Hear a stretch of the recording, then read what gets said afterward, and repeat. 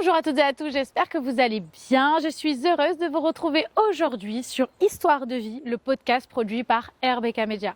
Aujourd'hui, j'interviewe Jean-Baptiste et Damien, les deux responsables de l'agence Crête à Marseille et du littoral. C'est parti.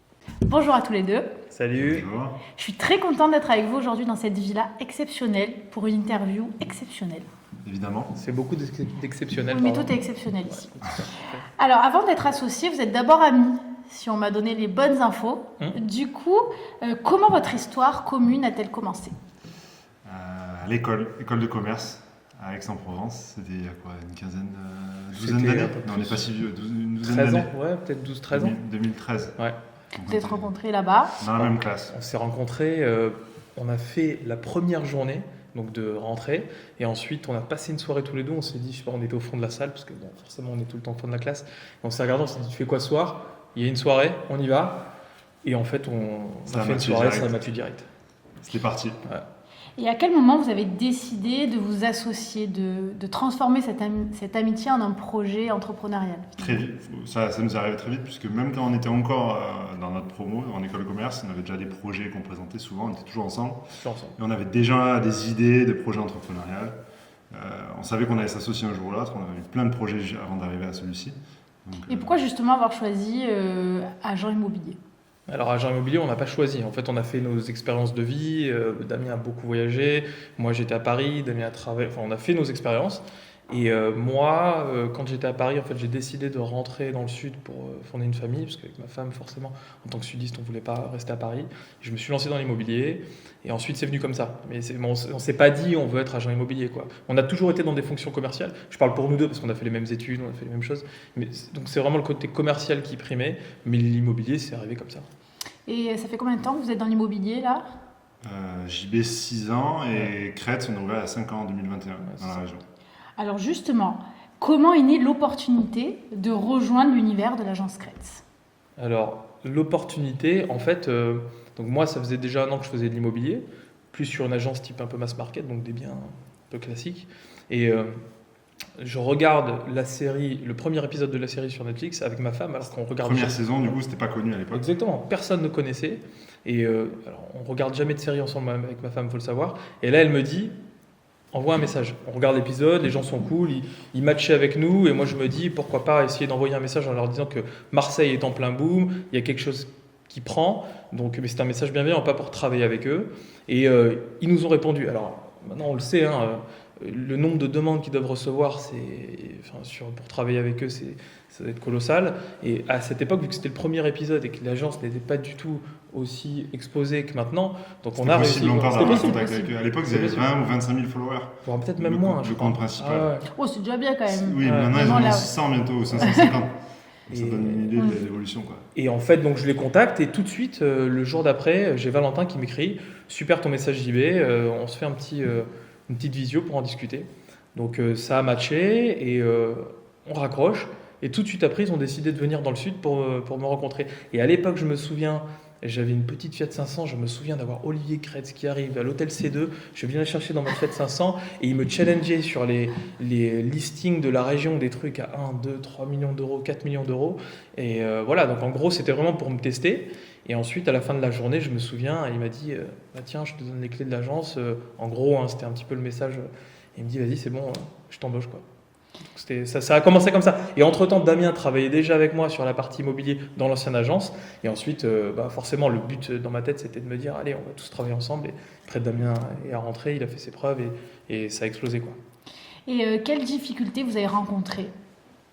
Parce que vous avez dû en rencontrer quand même. Au départ, quand on se lance au départ. Au départ, il y a quand même de l'inertie. Quand on ouvre une agence comme Crête dans la région à l'époque, personne ne connaissait vraiment, même s'il y avait la série. Alors il fallait faire preuve de pédagogie en expliquant, en montrant, les gens arrivaient à comprendre un petit peu le concept.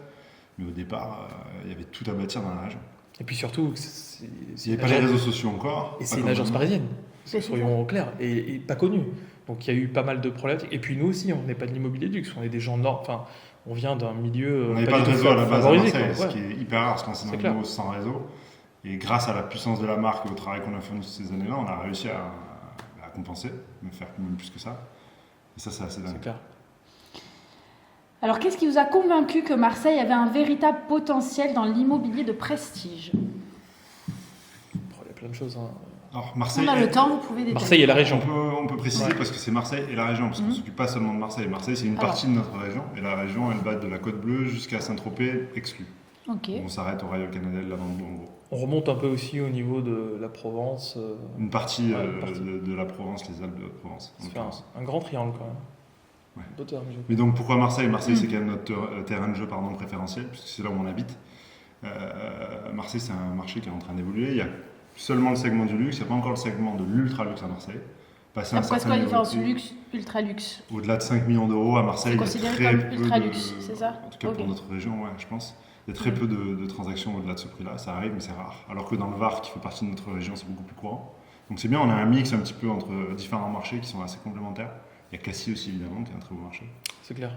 Qu'est-ce qui vous anime le plus dans votre métier au quotidien ? Alors moi, ce qui m'anime le plus, moi j'adore rencontrer les gens, j'adore avoir, en fait, pour moi c'est un peu une expérience sociale, le boulot d'agent immobilier. C'est de rencontrer des gens dans des univers, dans leurs univers, et de passer un moment avec eux pendant un laps de temps, parce que ça reste quand même assez court. Une vente dure en général entre 1 et 4 mois dans le meilleur des cas, souvent c'est 6 ou 12 dans le milieu du luxe, mais on tisse des liens avec ces personnes-là et on rencontre des gens totalement d'univers divers et variés. Moi, on rentre dans leur intimité. On rentre dans leur intimité. C'est ça qui est assez dingue avec ce job. Bien plus que, ça c'est pour ma part, hein. Je pense que Damien a un point de vue différent, bien plus que la partie immobilière, la partie maison. Bien évidemment, j'adore les maisons, mais ce côté humain, je trouve que c'est hyper intéressant et enrichissant. Ouais.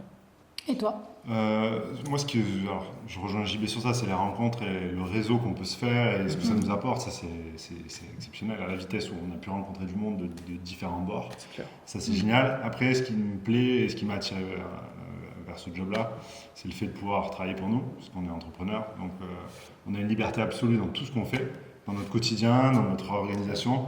Et ça, c'est un luxe aussi, je pense, qu'on a grâce à ce métier. Alors, ça sous-entend aussi des contraintes. Oui, je comprends. On n'a pas de salaire, on est payé qu'à la com, on a tous ces sujets-là, mais on est maître vraiment de notre destin. En tout cas, on a cette sensation-là. C'est beau ce que tu dis. Ça, c'est ce qui me plaît.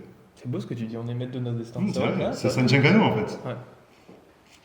Et est-ce que vous avez déjà... Alors, attendez, je vais formuler deux questions. Quel est le bien qui vous a le plus marqué ? On a droit à un chacun. Ouais, un chacun. Allez, vas-y, commence-toi. Alors forcément, moi, c'est facile. En plus de ça, on a fait un réel il n'y a pas longtemps sur Insta où on a annoncé qu'on avait fait une vente à 8 millions. Bravo. Et c'était le moment où je l'annonce à JB en live et il ne le savait pas. Donc on voit la surprise dans la vidéo, c'est marrant. Bref, c'était notre manière de l'annoncer. C'est un bien qui est à Port-d'Alon. Donc entre Bandol et Saint-Cyr, c'est une résidence privée. Et donc c'est la vente record du domaine à 8 millions. C'est un intercabinet, je le précise. On l'a fait à plusieurs agences, puis c'est un très gros dossier. Ça veut dire quoi, intercabinet ? C'est qu'on était plusieurs agences à avoir sorti le dossier ensemble, conjointement. C'était un très bon travail. À l'américaine, et ça c'est important de le dire parce que il y a peu d'agences qui sont ouvertes au partage. Ouvertes à ça. D'accord. Et nous, je connaissais pas du tout. Donc parfois il y a un agent qui va représenter l'acheteur, parfois le vendeur, et on accepte de partager les honoraires pour pouvoir mener le deal à bien. Quand c'est des grosses affaires comme ça fonctionne. En l'occurrence, ça a très bien marché. C'était une maison d'archi en front de mer avec 8000 mètres de terrain, accès mer, un truc de dingue. Quoi. Incroyable. Et c'est une des ventes, je pense, de l'année. Il y en aura peut-être quelques-unes de plus grosses, mais elle sera certainement dans le top 3 dans la région. Donc ça, c'est important. Voilà. Ça, c'est vrai que c'est quand même une maison de dingue. Quoi. Et moi, il y en a peut-être deux. Moi, il y a le premier, et ça je le dis souvent quand on en parle, c'est le premier appartement qu'on a vendu qui est au-dessus de la plage des Catalans sur l'immeuble Art déco avec une magnifique terrasse. Pour moi, c'est une des plus belles vues, je pense qu'on est d'accord avec ça. Un penthouse, une des plus belles vues de Marseille. On a l'impression d'être dans l'eau, c'est un bateau, on surplombe le cercle des nageurs. Donc, juste dingue. Et en plus, surtout, c'est ce qui a commencé à nous lancer dans ce business-là. Le propriétaire, en plus, est devenu un ami. Donc, à chaque fois qu'on passe devant, en plus, on passe sur la corniche, on voit toujours cet appartement. Donc, forcément, je t'en parle honnêtement, ça fait un petit truc, quoi. C'est vraiment dingue. Et sinon, il y a un truc que j'adore, c'est aussi le bien qu'on a fait, tu sais, avec Valentin, où on a un accès mer à côté de l'orangerie, à côté du cabanon de Paulette, une maison avec un accès mer privé. C'était pas une grosse maison, c'est une maison qui faisait 135 mètres carrés, mais un accès mer privé à Marseille. Enfin, je veux dire, on descendait dans la porte du salon, tu l'ouvrais, tu avais un accès mer, enfin, c'était incroyable. C'est vraiment l'archétype du bien, carte postale marseillaise, et en plus, le ancien propriétaire très cool, nous avait permis d'y passer un week-end. C'est clair. Ça, on a pu vraiment expérimenter le lieu et c'était génial. Il faut appeler RBK Media. Il faut dire merci Baptiste d'ailleurs. Franchement, on le remercie parce qu'on avait pu. On a cette chance-là parfois, on devient un pote, en tout cas proche. Et puis on avait pu expérimenter le truc, c'était magnifique. Et comment on vous apporte les biens, justement? C'est vous qui cherchez, vous travaillez en réseau, comment ça se passe un peu, tout ce côté-là, immobilier pur? Alors au début, on a commencé par de la prospection comme tout le monde, parce que je veux dire, quand on vient, encore une fois, nous on vient pas de milieu favorisé avec Damien, donc on n'a pas ce gros réseau, donc il a fallu qu'on travaille là-dessus, qu'on se fasse un stock. Mais après, maintenant, on fait plus de prospection. Depuis très longtemps. Ouais, c'est de la recommandation. Après, on fait le travail d'agent immobilier classique, on fait le même travail que les autres. On travaille notre réseau, nos connexions. On a le réseau Crête aussi qui nous envoie beaucoup d'acheteurs qui viennent de Paris, internationaux aussi. C'est très important. La famille, Valentin, Martin, Olivier. Ils ont un réseau de dingue et ils nous en font profiter forcément. Et accessoirement, on a un autre canal très important, c'est les réseaux sociaux, aujourd'hui Instagram. C'est un moyen, on a quasiment une agence avec une vitrine grâce à notre Instagram qui génère, je pense, 20 fois plus de leads qu'une agence normale, parce que forcément notre visibilité par rapport à une agence qui a pignon sur rue, elle n'a rien à voir. Alors ça ne veut pas dire qu'on n'aura pas pignon sur rue à un moment, mais pour d'autres raisons. Pas pour faire forcément du business, mais plutôt de l'image. Mais Instagram, c'est un canal énorme. Je pense que c'est un tiers de notre chiffre d'affaires maintenant, et on a un chiffre d'affaires conséquent pour la région. C'est quoi pour vous, est-ce que vous avez déjà été confronté à une grosse difficulté dans une vente, par exemple? Quelque chose qui vous a marqué, que vraiment vous avez dit, là, c'est pas possible ce qui nous est arrivé? Plusieurs. Franchement, il y a toujours des difficultés. C'est très rare une vente qui se passe comme ça, où ok, super, offre acceptée, vente, compromis. Tout le monde est content, c'est facile. C'est dur. Ça, c'est rare. Ouais, c'est rare. Ça arrive, mais c'est rare. On les prend, celles-là, mais c'est souvent Mais globalement, difficile. c'est difficile. Oui, et comment vous tenez, vous lâchez pas le mindset, là, ce mental-là? Mais en fait, on n'a pas le choix aussi. Je veux dire, tu vois, on est animé par ça. Oui, mais il y a eu des fois où, par exemple, tu as voulu abandonner ou pas? Jamais. Vous n'avez jamais voulu abandonner? Je pense que c'est justement lié à notre background social. Parce qu'à la base, on a dû se faire notre place. Et je pense que quand on a dû se battre pour avoir sa place, c'est pas pareil que quand c'est arrivé tout seul. Bien sûr. Ça, c'est, je pense, une des raisons. Notre mindset, parce qu'on est sportif, donc l'esprit de compétition, on lâche pas le morceau. Et puis surtout aussi parce qu'on est deux. Et on est deux et on est meilleurs amis. Et en fait, on est vraiment le prolongement de la famille. Parce que Damien, c'est le parrain de ma fille. Donc on est meilleurs potes. Donc il y a ça aussi, on n'est pas seul. Il faut se rendre compte que ce métier-là, c'est un métier d'entrepreneur. C'est tous les jours. On arrive, on se lève, on gravit, on monte une montagne, on escalade. Et après le lendemain, on fait un saut sans parachute, je veux dire, dans le vide. C'est ça le boulot d'entrepreneur. De toute façon, tous les entrepreneurs pourront vous le dire. Et nous, on est deux. On a deux mindsets, enfin on a le même mindset, mais on a deux manières de voir les choses différentes. On se complète, on arrive à avancer. Et puis Damien, c'est ma famille, quoi. Donc je veux dire, c'est pas pareil que d'être seul. Quand il y a un coup dur, c'est plus facile forcément à encaisser, évidemment. Alors, il faut savoir que la résilience est au cœur de RBK Media. Je le pose à toutes les personnes à qui j'interviewe. C'est quoi pour vous la résilience? Définition. Qui commence? Je commence. Vas-y. La résilience, je rejoins Jean-Baptiste sur ce qu'il disait avant, c'est cette faculté justement à encaisser les aléas du business, à avoir aussi l'expérience qui nous permet d'avoir un peu de prendre du recul, ce qui n'était pas le cas au début, sur ce qui se passe. On sait qu'on prend des coups en permanence, il faut avoir cette capacité à les encaisser, avancer, apprendre de ces coups-là, c'est important. Donc pour nous, la résilience, c'est ça, et effectivement affronter le business à deux, c'est ce qui nous permet d'être plus fort et d'avoir des bas moins bas et de se tempérer dans les hauts aussi pour garder la tête froide. D'être humble toujours au quotidien. On est amené toujours à voir des maisons, à évoluer dans des milieux où il y a de la réussite, de l'argent. Il faut rester humble, il faut garder les pieds sur terre. Il faut garder les pieds sur terre. Rester qui on est. Et en fait, il faut parler aux gens, je sais pas comment expliquer. Pas prendre les choses trop au sérieux, même s'il faut tout respecter, respecter tout le monde. Mais surtout l'humilité. Pour moi, je pense que dans ce milieu-là, on peut vite avoir la tête qui tourne. C'est comme quand on travaille avec des joueurs de foot dans des milieux. Voilà, il y a peut-être des gens qui commencent à s'inventer des vies. Nous, on ne s'invente pas de vie. Et encore une fois, je dis ce que les crêtes se disent de manière très juste, c'est que nous, on est au service de gens exceptionnels. Alors, au service, c'est pas top de le dire, mais on reste nous-mêmes. On essaie d'être humble, on essaie d'avancer et on essaie de tout faire pour que les gens, nos clients, soient accompagnés de la meilleure des manières, mais en restant humble. Voilà, pour moi c'est ça. Et vous échangez du coup beaucoup avec la famille Crête, j'imagine. Oui. Parce que tu disais qu'ils vous envoient aussi du business, mais j'imagine qu'à chaque fois vous êtes en relation avec eux pour tous les biens que vous rentrez. Alors pour ça, moins qu'au départ, ils étaient très présents parce que c'était le départ. Maintenant, on fait partie des régions qui tournent le mieux. Donc il nous faut ils ont une confiance totale en nous et on essaie de leur rendre du mieux possible. Mais on est en lien avec eux quand on a besoin, ils sont toujours disponibles pour nous, ils viennent nous voir parce qu'on est aussi amis. Donc ils viennent volontiers à Marseille, ils adorent Marseille. Donc on se voit, mais on n'est pas en contact permanent parce que c'est plus nécessaire. Aujourd'hui, on maîtrise, je pense, le sujet. En plus, Sur leur backup. nous, on était parmi les premiers à avoir lancé une région. Donc, c'est vrai qu'on est là au départ quand on C'est parti des anciens chez Crétin. parti des anciens. Il y À avait, l'échelle d'une start-up, 5 ans, c'est beaucoup. il y avait 10 personnes au départ. Il y avait plus la famille, plus les agents. On était 10 et aujourd'hui, on est plus de 130. On est 130, je crois. Donc, on a une relation qui est quand même particulière avec les caisses privilégiées. Enfin, je veux dire, Ça, c'est clair. Si on a besoin d'eux, ils sont Voilà. toujours disponibles, ce qui n'est pas forcément le cas pour tout le monde, parce que c'est des gens qui sont très sollicités. Mais pour nous, ils sont toujours dispo et on les sollicite que quand on en a besoin. Et maintenant, on est plus que Et c'est quoi les valeurs du coup de l'agence?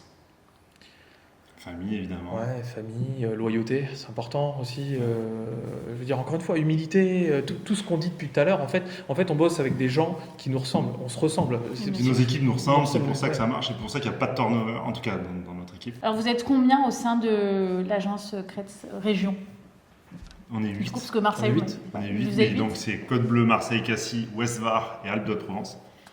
Et c'est vous qui avez recruté du coup toutes les personnes? Alors, certaines oui, d'autres non, parce que forcément, il y a des demandes entrantes que la famille traite. Mais on en a recruté. La majeure partie, partie. ouais. Et en général, on a une stratégie de recrutement qui est assez restreinte. On ne cherche pas à faire grossir l'équipe très vite. On préfère avoir que des bons profils, en tout cas des profils seniors. Des gens qui nous ressemblent aussi, Et qui avec qui ça correspondent match. à notre état d'esprit. Ouais. C'est important. Petite question, combien gagne un agent immobilier? On peut pas le dire ça. On n'a pas le droit. Non. C'est très variable, mais combien gagne un bon agent immobilier dans le luxe? Je pense on parle en chiffre d'affaires généré. Il faut savoir que les gens souvent pensent que quand on facture 50 000 euros d'honoraires, c'est tout dans notre poche. C'est pas du tout le cas. Pas du tout. L'agence prend un cut important, puis après il y a les taxes, etc. Il en reste beaucoup moins, il en reste plutôt 35-40% de la com totale. Ouais. Et un bon agent, on va dire, commence à être un bon agent quand il fait 200 000 euros de chiffre d'affaires honoraire. Sur la partie luxe, hein, bien sûr. Hein, Ouais. quand même, dans le mass market, voilà. c'est plutôt 100 000, mais dans le luxe, on va dire qu'un bon agent, c'est fait aux 200 000, alentours de ouais. 200 K. Après, les meilleurs agents, les top agents, comme on dit, ils peuvent faire 500 K jusqu'à 1 million d'euros d'honoraires. Et Dans voir. la région 500 K, c'est déjà un beau chiffre d'affaires. voire plus en fonction des régions aussi, parce que par exemple, un agent qui marche à Saint-Tropez, étant donné que la majorité des maisons, c'est entre 5, 10, 15 millions d'euros, ça C'est dépendra pas de du la tout le com. même Voilà. panier, voilà. Tout dépend, mais sur Marseille, en tout cas, c'est ça. Marseille et la région. Et justement, pour être un agent immobilier luxe, j'imagine qu'il faut avoir une formation particulière ou pas. Enfin, comment pas tout le monde peut être agent immobilier de luxe, quoi. Alors, J'imagine. en fait, c'est aussi une question de sensation. Faut avoir de la rigueur, il faut réussir. les codes, faut avoir évidemment, les codes faut comprendre ce du monde-là. luxe, tu vois, faut comprendre. Il faut réussir à s'adapter. Le fait d'être un caméléon, c'est hyper important. De s'adapter aux différents interlocuteurs qu'on peut avoir en face, aux différentes maisons. Il faut avoir aussi une culture, mine de rien, qui est adaptée, architecturale, une culture globale. C'est normal, il faut être éduqué d'une certaine manière.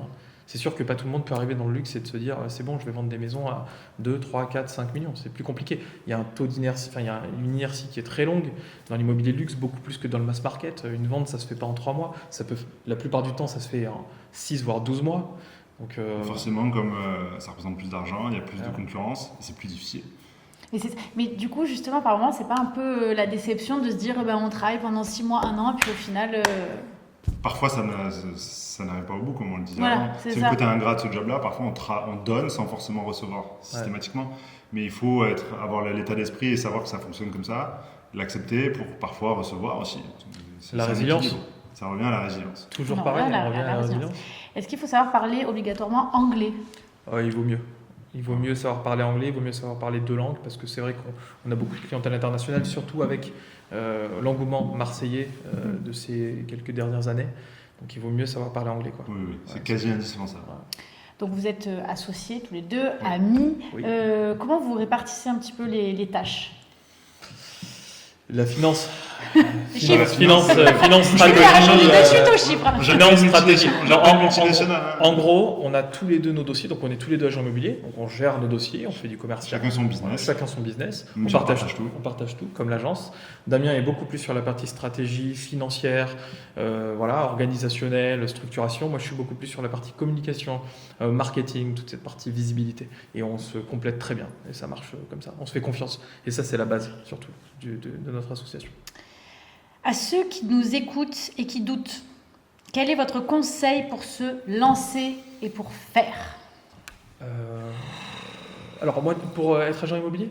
Non, dans la vie en général. De toute façon, nous, on vient de milieux vraiment pas favorisés. En fait, il faut juste avoir l'envie. C'est des phrases qui sont assez bateaux. Mais C'est un peu bateau, mais la réalité, c'est que ça C'est revient ça. toujours à ça. On voit les profils qui vont fonctionner chez nous, c'est ceux qui lâchent rien, qui en veulent plus que les autres. Si on s'en donne les moyens, en général, surtout sur ce type de job-là, de commerciaux, à un moment donné, ça finit toujours par fonctionner. Et puis surtout, pas de secret. Puis surtout, nous, à chaque fois, on se dit une chose, il n'y a pas de grosse vente facile. Aucun dossier n'est facile. Donc, c'est un peu comme dans la vie. Je veux dire, si on ne se donne pas les moyens, si on ne se met pas un peu en danger, et c'est ce qu'on a fait, on s'est mis en danger, on est parti de nos boulots respectifs, on ne gagnait pas d'argent, il fallait qu'on ait un petit peu... Au début. Fallait avoir... Ouais, au début. Vous étiez salarié au début dans vos boulots? On avait chacun des jobs de cadre sup, on avait des bons jobs, Ouais. mais on a pris le risque de se lancer dans l'entrepreneuriat, c'est le jeu. Hein. Mais c'est- par chance, c'est on a ça. rapidement réussi Ouais, à c'est faire clair. des ventes. Nous, on a eu la chance de faire des ventes très très vite, qui nous ont mis direct dans le bain. On touche du bois, hein. Depuis ça se passe très bien, mais ce qui est sûr, c'est que quand on y met les ingrédients, ça finit toujours par marcher. Ouais. Je dirais pas de... C'est qu'une question de temps. Une Et de question résilience. De résilience, on en revient. Et c'est quoi pour vous les 3 grandes qualités pour un super agent, pour être un super agent immobilier de luxe? Vraiment, pour de suite cerner le bien, la clientèle. Intelligence sociale, capacité à se positionner en fonction de la personne qu'on a en face. Je pense que ça, c'est une des qualités principales. Tous ces soft skills qui ont longtemps été mis de côté dans les grandes sociétés, là, c'est hyper important. De l'organisation quand même. Si, Confiance en soi. Et confiance en Il soi. faut avoir quand même confiance en soi, justement, pour pouvoir ne pas lâcher quand il y a des difficultés, parce qu'il y en a beaucoup.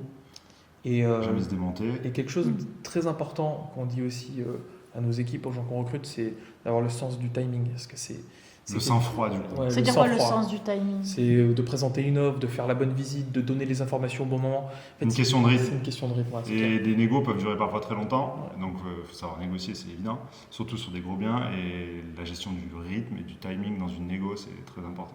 Donc la gestion aussi. C'est une science, in fine, du stress. C'est hyper intéressant, j'aimerais bien venir voir. The posters on your wall, the Legends 87 album, you're always on call.